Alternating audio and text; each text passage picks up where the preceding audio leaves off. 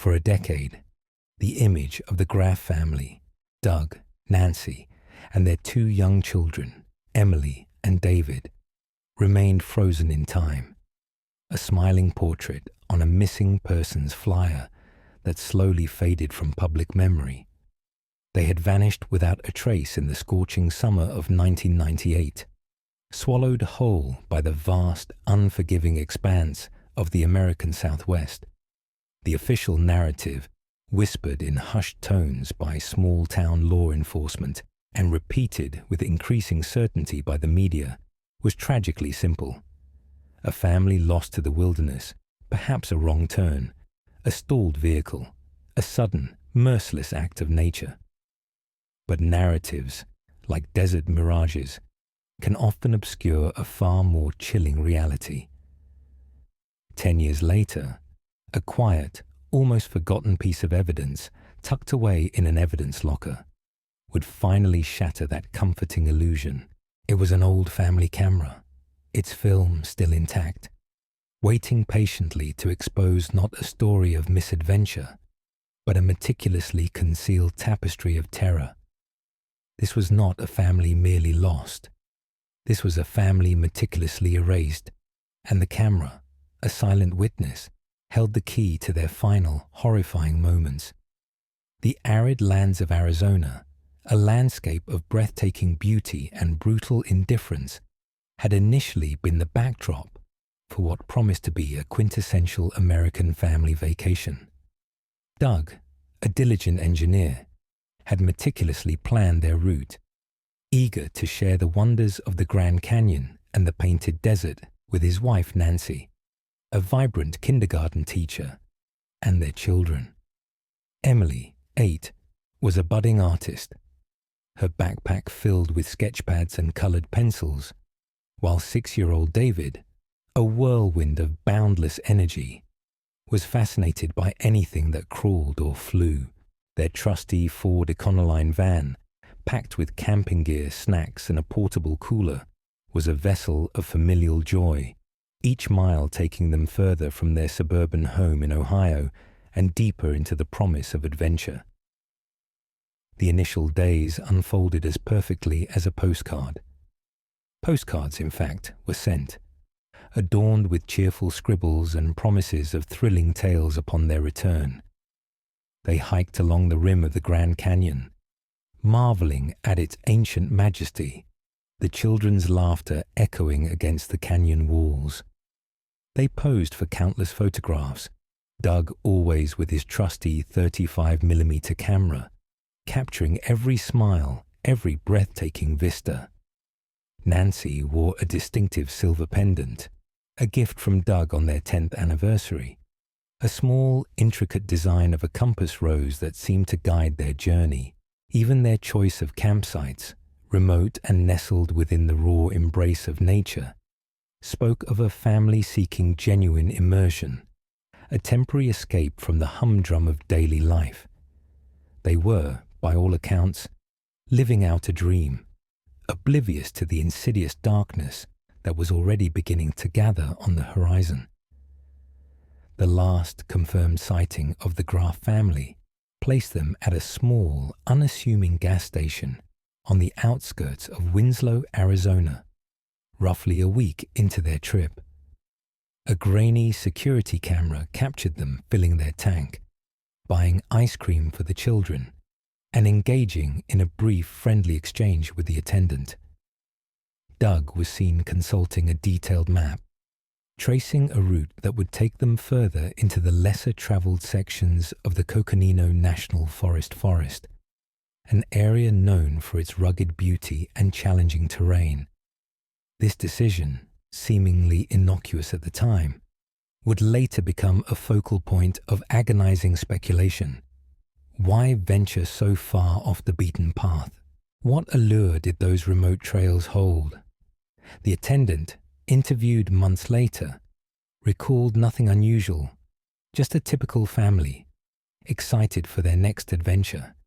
Yet, in retrospect, every detail, every fleeting gesture would be meticulously scrutinized, searching for a phantom clue, a premonition of the tragedy to come. Their planned return date came and went. Initially, friends and family in Ohio attributed it to the unpredictable nature of road trips, perhaps a charming detour, a broken-down vehicle in a no-service zone. A day turned into 2, then 3. The initial concern morphed into a gnawing unease, then outright panic. The phone calls began, first to campsites they had mentioned, then to local hospitals, and finally, with heavy hearts, to the police. The missing persons report was filed, and the machinery of a large-scale search operation slowly rumbled to life.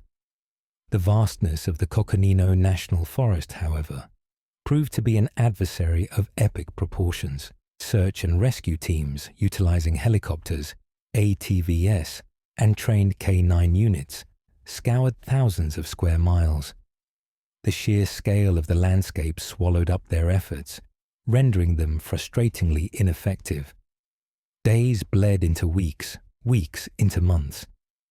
Every abandoned campsite, every faint tire track, every discarded piece of litter was investigated with a desperate hope that dwindled with each passing day. The public, initially captivated by the tragic mystery, slowly moved on, their attention drawn to newer headlines, fresh tragedies. The Graff family became another cold case, another cautionary tale of the wilderness's unforgiving nature. The official theory solidified. They had likely driven into a remote, unmaintained track, suffered a mechanical failure, and succumbed to the elements.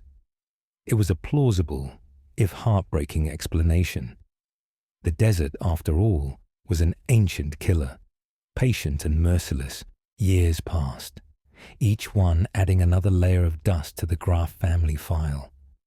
Their faces, once vibrant with life, became faded images in the annals of unsolved mysteries. The search for their remains, once a vigorous and relentless endeavor, dwindled to sporadic, half-hearted efforts, more out of obligation than genuine expectation. The vastness of the Coconino National Forest had seemingly swallowed them whole, leaving behind only the haunting echo of their disappearance. For law enforcement, it became a case closed by attrition, filed away with a quiet sigh of defeat. The family's belongings, recovered from their Ohio home, were catalogued and stored, a painful archive of a life abruptly curtailed. Among these items was Doug's beloved 35mm camera, a relic of a bygone era in the age of burgeoning digital photography. It sat in an evidence box, unexamined for years, an oversight born of logical deduction. After all, if the family had vanished in the wilderness, presumed victims of exposure or accident, what could a few vacation snapshots reveal? They were, everyone assumed, merely poignant mementos of a doomed trip, not keys to a hidden truth. This assumption, like so many others in this case, was fatally flawed. The camera's film, a standard roll of 24 exposures, remained untouched, its potential secrets locked away in a light-sensitive emulsion. It was only a decade later, spurred by a routine audit of cold cases and the persistent, quiet plea of Nancy's sister Sarah, that the camera was finally retrieved from its forgotten corner. Sarah, refusing to surrender to the accepted narrative, had always harbored a nagging doubt, a persistent whisper that something more sinister had befallen her sister's family. Her relentless advocacy, a decade-long testament to unwavering love, finally prompted a fresh look at the dormant evidence. A young, diligent detective, fresh out of the academy and eager to prove his worth, was assigned the unenviable task of reviewing the Graff file. His gaze fell upon the dusty evidence box containing the camera. Perhaps it was a rookie's instinct, or perhaps the subtle scent of lingering desperation from Sarah's file, but he decided, against protocol for such an old, seemingly insignificant piece of evidence, to develop the film. What harm could it do? At worst, it would yield a series of heartbreaking vacation photos, confirming the prevailing theory. At best, he hadn't dared to dream. The development process was a delicate one, the film having endured a decade of fluctuating temperatures and humidity in storage. Yet, miraculously, the images emerged slowly, eerily, from the chemical baths. The initial frames were exactly as expected. Sun-drenched landscapes, smiling family selfies at iconic landmarks, predictable tourist snapshots. The Grand Canyon, Sedona's red rocks, a cheesy picture with a roadside dinosaur. Then, as the detective processed the later frames, a subtle shift began to occur. The smiles became less frequent, replaced by expressions that hinted at weariness, or perhaps a growing unease. The landscapes became wilder, more remote, suggesting a deviation from well-traveled routes. The last few frames, however, were not merely unsettling. They were a punch to the gut. The final images, flickering into existence in the dim light of the darkroom, spoke a language of primal fear. They revealed a story that no one had ever dared to imagine. It wasn't a story of accidental death or environmental exposure. It was a story of methodical pursuit, of chilling, premeditated violence. The final photograph on the roll, the one that stopped the detective cold, was not a landscape, nor a family portrait. It was a close-up, disorienting and blurred, but undeniably a man whose face was contorted in a sneer, his eyes burning with an almost feral intensity. In his hand, he held a rusted, crudely fashioned arrowhead, its tip glinting menacingly in the sun. This was no lost family. This was a family hunt. The implications were immediate and horrifying. The prevailing narrative of accidental death in the wilderness crumbled into dust, replaced by the chilling spectre of murder. The desolate landscape, once viewed as an indifferent killer, now transformed into a vast, silent crime scene. The discovery of the photographs ignited a frantic, desperate new phase in the investigation.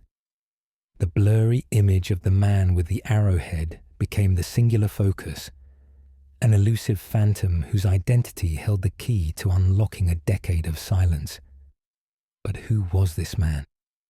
And why had he targeted the Graf family? The questions cascaded, each more urgent than the last. The sheer audacity of the crime, carried out in such a remote and unforgiving environment, suggested a perpetrator intimately familiar with the land, someone who understood its deceptive embrace and its profound ability to conceal. The grainy image was immediately disseminated, blasted across news channels and plastered on billboards, a last-ditch effort to breathe life into a long, dormant case. It was a desperate gambit, a shot in the dark, but it was all they had. The hope was that someone, somewhere, would recognize the face, or perhaps the peculiar arrowhead, and finally provide the missing piece of the puzzle. The silent camera, a decade after capturing its final, terrifying image, had finally begun to speak, its voice resonating with the chilling truth of a family's final moments. This was no longer a story of disappearance. It was a story of systematic extermination, a meticulously orchestrated tragedy brought to light by the persistent hum of a developing machine and the unwavering love of a sister. The desert, it seemed, had kept its secrets well, but even the most formidable guardians can be outwitted by the relentless march of time and the unexpected power of a single, forgotten frame. The initial assumption that the family had simply succumbed to the wilderness was a comforting lie, a way for minds to process the incomprehensible. But the camera revealed a truth far more disturbing. The wilderness had not claimed them. It had merely been the stage. The clarity of that final photograph, despite its blurriness, was a revelation. The man, with his gaunt features and unsettling gaze, became the ghost haunting the investigation. The rusted arrowhead, a primitive weapon in a modern age, only deepened the mystery. It hinted at a perpetrator who either shunned modern tools or, more chillingly, sought to leave a confounding, almost symbolic, signature. The immediate challenge was identification. Without a name, a history, a motive, they were chasing a shadow. The photo circulated widely, generated a flurry of tips, each one eagerly pursued and ultimately dismissed. The vastness of the American population, coupled with the decade that had passed, made the task feel insurmountable. Faces change, memories fade, and the transient nature of life on the fringes of society meant that a person could easily disappear and reappear without leaving a trace. Yet, there was one tip, initially dismissed as an outlier, that gradually began to gain traction. It came from a retired park ranger, a man with an encyclopedic knowledge of the Coconino National Forest and its more reclusive inhabitants. He recalled a local legend, a recluse named Silas, who lived deep within the wilderness, eschewing all contact with the outside world. Silas was known for his eccentricities, his disdain for modern technology, and his rumored skill in crafting primitive weapons, including arrowheads from scavenged materials.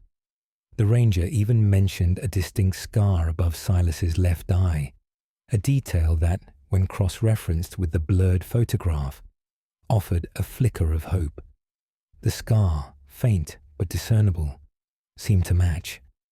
The detective, now consumed by the case, presented this lead to his superiors, arguing for a renewed targeted search. The risk was high.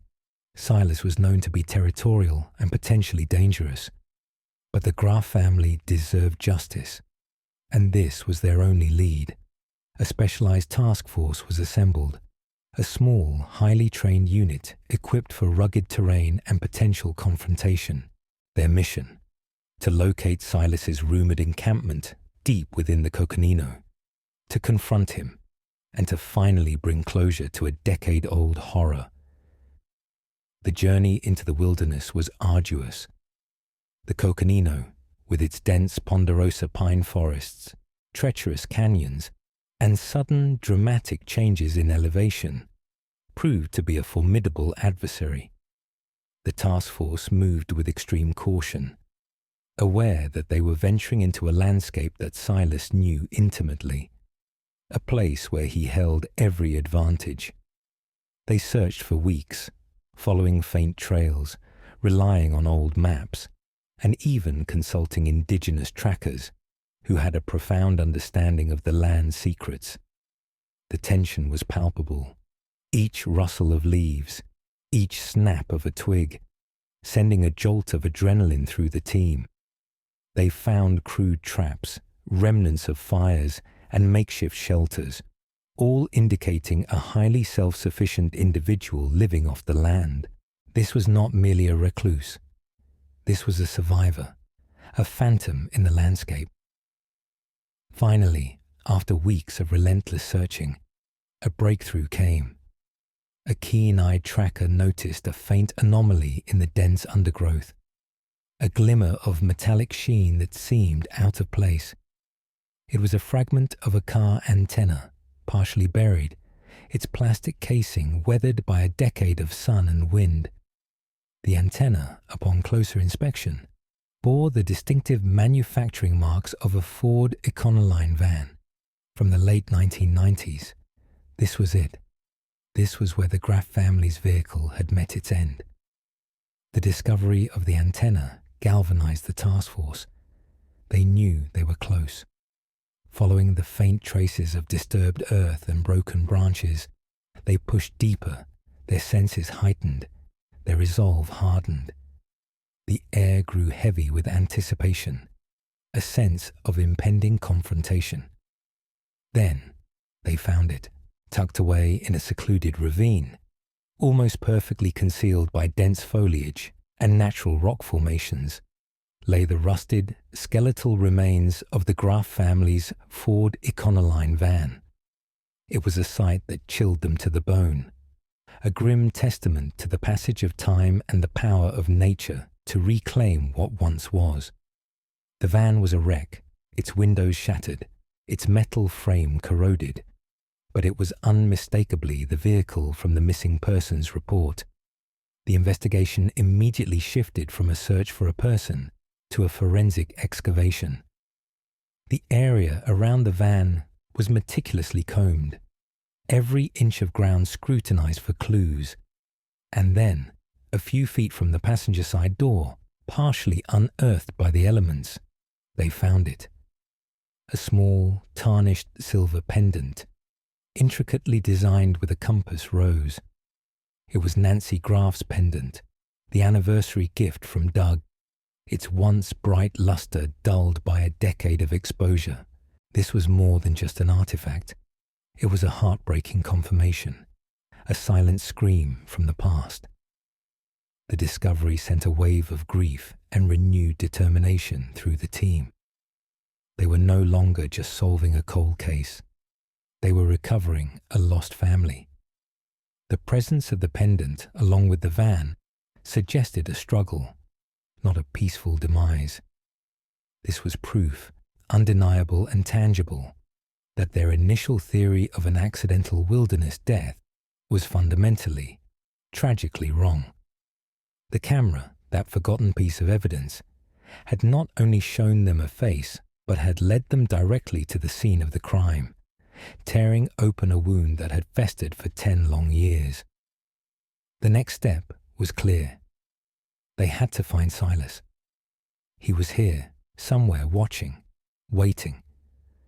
The wilderness that had once been their adversary now became their hunting ground, and the hunter, it seemed, was about to become the hunted. The grim reality of the Graf family's fate was now irrevocably tied to the elusive figure of Silas, and the truth, hidden for so long, was finally within their grasp. The stage was set for a confrontation, a final act in a drama that had unfolded silently, tragically, in the unforgiving heart of the American Southwest. The silent witnesses, the camera, the antenna, the pendant, had finally delivered their chilling testimony. The discovery of Nancy's pendant, a tangible link to a life brutally cut short, ignited a firestorm of renewed public interest and police urgency. The simple, elegant compass rose now bore the weight of a decade of unanswered questions and unfulfilled grief.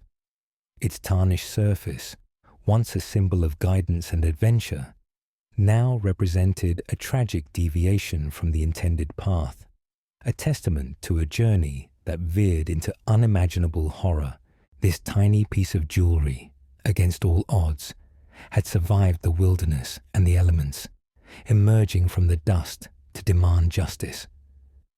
The task force, now operating with a grim resolve, intensified their search for Silas, their every move calculated, their senses on high alert. They knew he was still in the vicinity, perhaps observing their every action, a predator blending seamlessly with his environment. The terrain around the van site was meticulously searched, not just for Silas, but for any further evidence that could paint a clearer picture of the Graf family's final moments. The forensic team, painstakingly sifting through the earth, made another significant discovery. Scattered human remains, fragmented and weathered, but undeniably human. DNA testing, a marvel of modern forensic science, would later confirm what they already suspected. These were the remains of Doug, Nancy, Emily, and David Graf. The news hit like a thunderclap, echoing across the nation. The family wasn't just missing. They were dead, murdered in cold blood. The comforting illusion of a lost family, preserved by hope and uncertainty, was finally shattered, replaced by the crushing weight of horrific certainty. The details, as they emerged from the forensic analysis, were agonizing. The remains showed clear signs of violence, consistent with blunt force trauma and the use of primitive weapons. The arrowhead from the photograph, or one strikingly similar, was likely the instrument of their demise. The methodical nature of their burial, shallow but concealed, indicated not a panicked act, but a calculated effort to erase all traces of the crime. This was not a chance encounter that spiraled out of control. This was a deliberate, brutal act, executed by someone with a profound understanding of how to vanish victims in the vast, indifferent landscape. The search for Silas became an all-consuming obsession. The image of his sneering face, superimposed on the tragic fate of the Graff family, fueled the task force's determination. They expanded their perimeter, deploying drones with thermal imaging, additional K9 units, and experienced trackers. The Coconino National Forest, once Silas's sanctuary, was slowly, methodically being stripped of its secrets. The chase was on, a high-stakes game of cat and mouse in one of America's most rugged and unforgiving landscapes. The task force finally cornered Silas in a remote cave system he had meticulously transformed into a hidden lair. The confrontation was tense, a standoff in the claustrophobic darkness, illuminated only by the beams of flashlights. Silas, gaunt and wild-eyed, clutched a crudely fashioned spear, his face a mask of primal defiance. He was a man utterly detached from civilization, a ghost from a forgotten era, brought face to face with the modern world he so vehemently rejected. The tactical team, trained for such volatile encounters, eventually subdued him, his resistance a final, desperate act against capture. With Silas in custody, the long-awaited opportunity for answers finally arrived. His interrogation, however, was a challenge unlike any the seasoned detectives had ever faced. Silas was unrepentant, his answers evasive, rambling, and often steeped in a distorted worldview where the wilderness was his rightful domain and outsiders were invaders. He spoke of trespassers and sacred lands, his words painting a chilling portrait of a mind warped by isolation and a profound sense of entitlement. Yet, amidst the disjointed narratives and fierce resistance, fragments of truth began to emerge. He admitted to encountering the Graff family, viewing them as an intrusion, their laughter and modernity a desecration of his pristine sanctuary. He confessed to following them, meticulously tracking their movements and eventually ambushing them near the ravine. His motive, as twisted as it was, became disturbingly clear. They had crossed a boundary, real or imagined, and paid the ultimate price for their perceived transgression. The camera, that silent witness, had captured a fleeting moment of his chilling triumph, an unintentional self-portrait of a killer. The interrogation also revealed the unsettling detail of his proficiency in crafting primitive weapons. The rusted arrowhead, a relic of ancient warfare, was not just a tool, but a symbol of his rejection of the modern world, his adherence to a more primal, brutal code. He used what the land provided, what he could fashion with his own hands, reflecting a deep-seated contempt for the technological advancements that defined the society he had abandoned. His lack of remorse was perhaps the most chilling aspect. A testament to his profound psychological detachment, he saw himself as a protector of the wilderness, a guardian against the encroaching tide of civilization, and the Graff family, in his twisted perception, were merely casualties of this war. His capture and eventual conviction for the murders of the Graff family brought a somber, hard-won justice. The decade-long mystery, once a source of agonizing uncertainty, finally yielded its brutal truth. The family camera, tucked away and forgotten for so long, had delivered the final, undeniable proof, exposing a meticulously concealed tragedy and bringing an isolated killer to light. The vast, indifferent wilderness, a place of both breathtaking beauty and profound danger, had finally relinquished its secrets. The Graf family, though tragically gone, would no longer be just a statistic, a missing persons case lost to time and the elements. Their story, uncovered by the relentless pursuit of truth and the unexpected power of a forgotten piece of evidence, would stand as a stark reminder of the hidden dangers that can lurk in the most unexpected corners of the world. A silent scream finally heard after a decade of agonizing silence. Their final moments, though horrific, were no longer lost to the void. They were brought to light, etched into the collective memory, a testament to the enduring power of a single, forgotten frame. The compass rose pendant, once a hopeful guide, now pointed to a dark chapter, but one that had finally reached its heartbreaking yet conclusive end.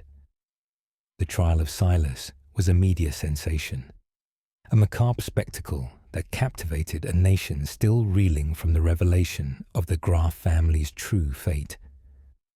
The contrast between the image of the wholesome, adventurous family and the wild, unrepentant killer was stark, almost theatrical.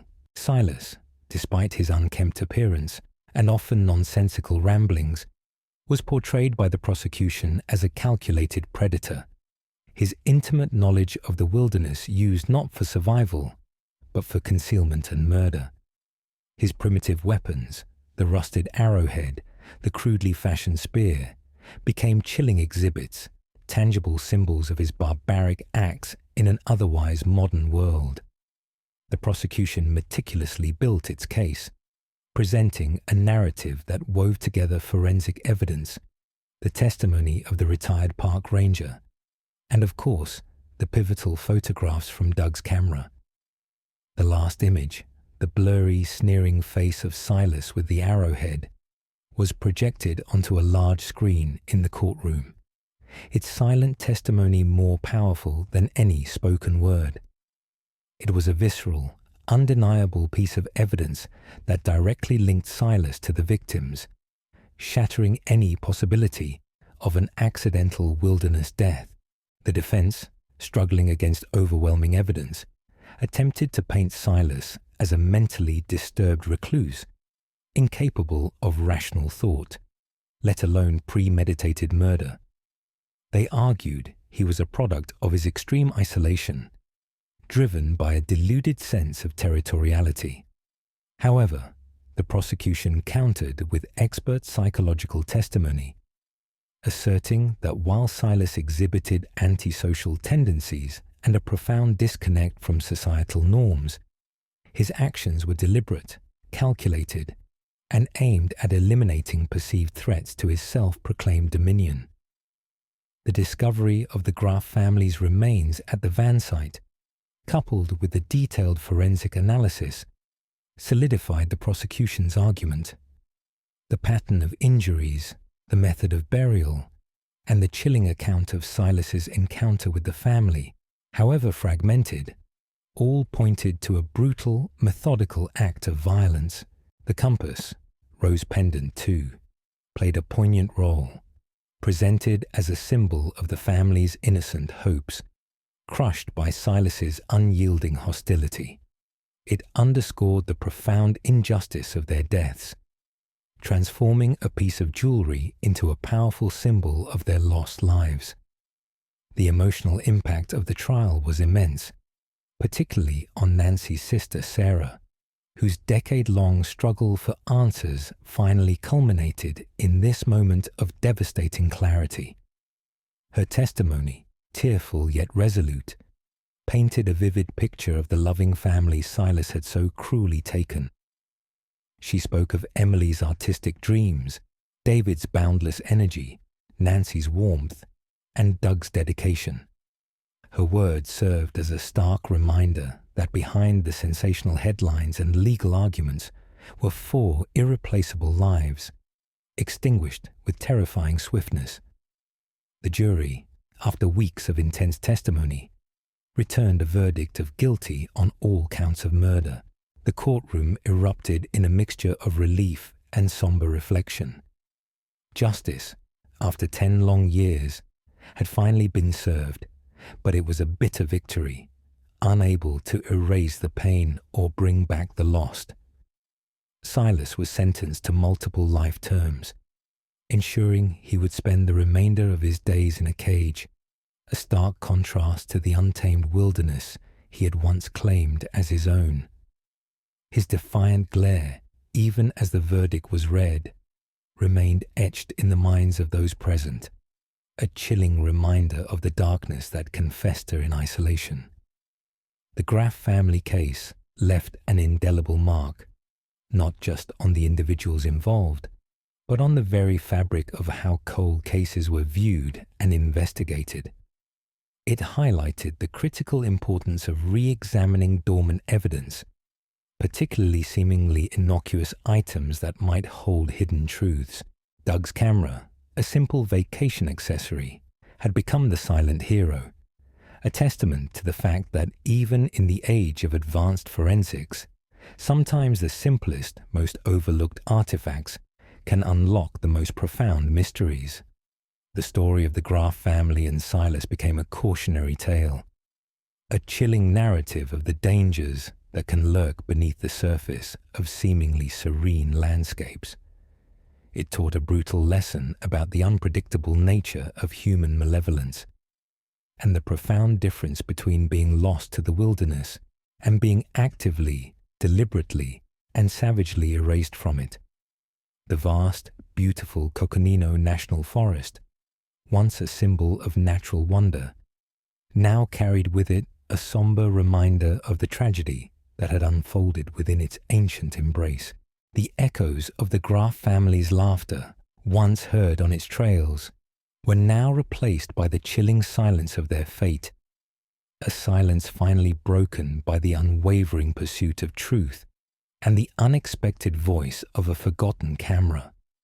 Their memory, forever intertwined with the tragic events of 1998, would serve as a poignant reminder that some stories, even after a decade, are still waiting to be told. The image of the compass rose pendant, now a permanent part of the case file, no longer just pointed to lost direction, but to a hidden truth that had, against all odds, found its way home. The resolution of the Graff family case brought a profound, albeit bittersweet, sense of closure. For Sarah, Nancy's sister, the conviction of Silas meant that her decade-long vigil had not been in vain. The crushing weight of uncertainty was finally lifted, replaced by the grim clarity of justice. But the wounds remained, deep and unhealing. The family she cherished was gone, their vibrant lives reduced to forensic reports and trial transcripts. Yet, in their memory, a new purpose emerged: to advocate for other families whose loved ones had vanished into the silent abyss of cold cases. Sarah became an outspoken proponent for the re-examination of old evidence, a living testament to the power of perseverance and the hidden potential of overlooked details. Her advocacy, born from personal tragedy, sparked a quiet revolution within law enforcement. Police departments across the country began to revisit their cold cases, specifically looking for overlooked pieces of evidence, old cameras, journals, even seemingly mundane receipts that might, like Doug's camera, hold a decade of unspoken truths. Training programs were developed, emphasizing the importance of thorough initial evidence collection and the periodic review of all stored items, no matter how insignificant they might seem at first glance. The Graff family case, once a symbol of impenetrable mystery, transformed into a blueprint for renewed hope. The story also permeated popular culture, becoming the subject of numerous true crime documentaries, podcasts, and articles. Each retelling explored the psychological landscape of Silas, the terror of the Graff family's final days, and the extraordinary journey of the camera that ultimately brought the truth to light. The narrative transcended a simple crime story. It became a meditation on isolation, the nature of evil, and the unexpected ways in which justice can sometimes emerge from the depths of forgotten history. The image of the camera, a seemingly anachronistic piece of technology in a modern world, became an iconic symbol of the case, a silent witness whose delayed testimony reshaped the entire investigation. The case also ignited a broader conversation about the vast, untamed wilderness areas that dot the American landscape. While these natural spaces offer unparalleled beauty and a sense of escape, they also present unique challenges for law enforcement and search and rescue operations. The Graff family tragedy underscored the chilling reality that within these remote expanses, individuals can disappear without a trace, and predators can operate with impunity, shielded by the sheer scale and indifference of nature. It served as a stark reminder of the importance of vigilance, preparedness, and communication, even in the most serene and seemingly idyllic environments. For the people of Ohio, where the Graff family had lived, their story became a local legend, a painful reminder of how quickly life could be shattered. A small memorial was erected in their hometown, a quiet place for reflection, adorned with a bronze plaque bearing their names and a small, etched compass rose. It was a place where their memory could endure, a testament to the lives they lived before fate intervened in such a brutal manner. The memorial served as a focal point for the community, a place where their collective grief could find expression, and where the importance of family and human connection could be reaffirmed. The legacy of the Graff family case, however, extended beyond the confines of their tragedy. It became a powerful example of the enduring human spirit in the face of unspeakable loss. Sarah's unwavering determination, the relentless work of the dedicated detective, and the unexpected power of a simple, forgotten object collectively formed a narrative of hope amidst despair. It demonstrated that even in the coldest of cases, where hope seems to have vanished entirely, a single thread of evidence, patiently waiting to be discovered, can unravel a decade of silence and bring a long-awaited truth to light. The silent screams of Doug, Nancy, Emily, and David, once echoing unheard in the vastness of the Coconino, had finally found their voice, carried across time and distance by the click of a shutter and the developing fluid of a darkroom. Their story, a testament to the devastating intersection of human cruelty and natural indifference, would continue to resonate, a permanent, somber lesson etched into the annals of true crime, forever reminding us that sometimes the most profound answers lie hidden in plain sight, waiting for the right moment and the right eye to finally see them. The old family camera, a simple mechanism designed to capture fleeting moments of joy, had ultimately served a far greater purpose, illuminating a decade of darkness and delivering justice to a family tragically erased. The story of the Graff family, now fully illuminated, serves as a haunting epilogue, a final stark reminder of the fragility of life and the relentless pursuit of truth. The images from Doug's camera, once mere vacation snapshots, now exist as a chilling chronicle, documenting a descent from idyllic family adventure into unimaginable horror. Each frame, from the initial joyful smiles at the Grand Canyon to the final terrifying close-up of Silas's sneering face, became a brushstroke in a macabre masterpiece, meticulously painting the grim reality of their fate. The memory of the Graff family lives on, not just as victims of a brutal crime, but as catalysts for change. Their tragedy spurred a re-evaluation of how missing persons cases are handled, particularly those involving remote wilderness areas. Specialized training for law enforcement now includes modules on understanding the unique challenges of forensic investigation in vast, untamed landscapes, emphasizing the importance of treating every disappearance with a forensic lens, even when initial theories point to accidental outcomes. The concept of silent witnesses, objects that hold critical, unexamined information, gained significant traction, transforming police protocols and evidence handling procedures. The rusted arrowhead, a relic from Silas's twisted ideology, became more than just a weapon. It became a symbol of primitive savagery clashing with the innocent optimism of modern life.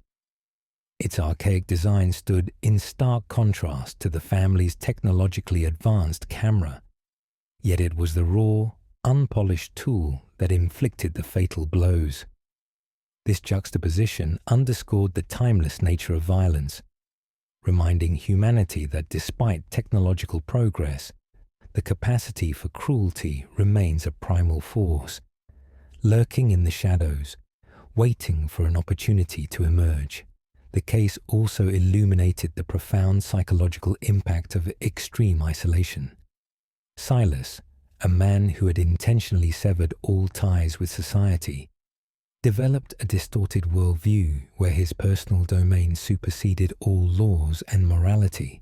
His actions, born from a warped sense of territoriality and a profound detachment from human empathy, served as a stark warning about the dangers of unchecked solitude and the potential for a mind to unravel when completely untethered from social norms. His story became a subject of study for criminal psychologists, offering a rare glimpse into the psyche of an individual who consciously chose to exist outside the boundaries of civilization. For Sarah, the journey continued. She channeled her grief into action, becoming a tireless advocate for victims' families, particularly those whose cases had grown cold.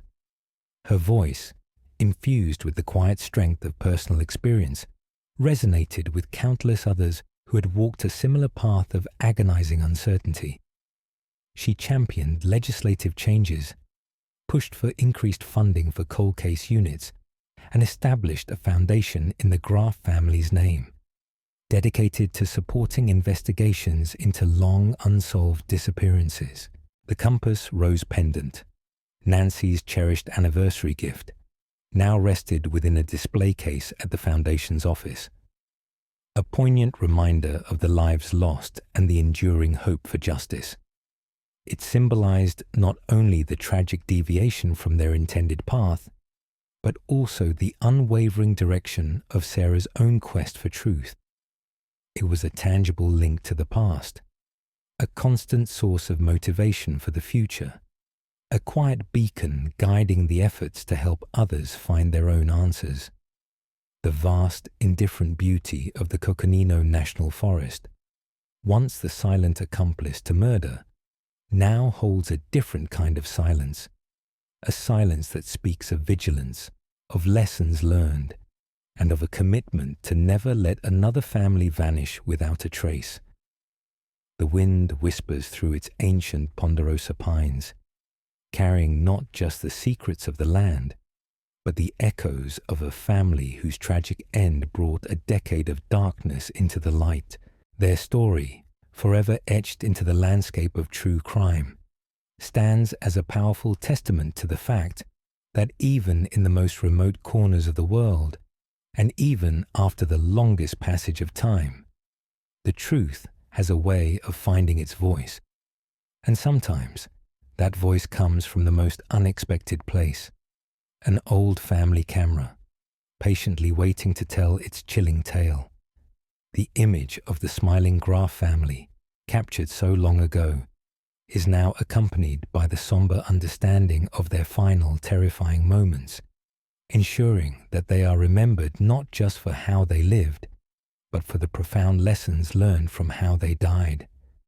The camera, a simple device, had become a conduit for justice, a silent storyteller that finally delivered the devastating epilogue to a forgotten tragedy.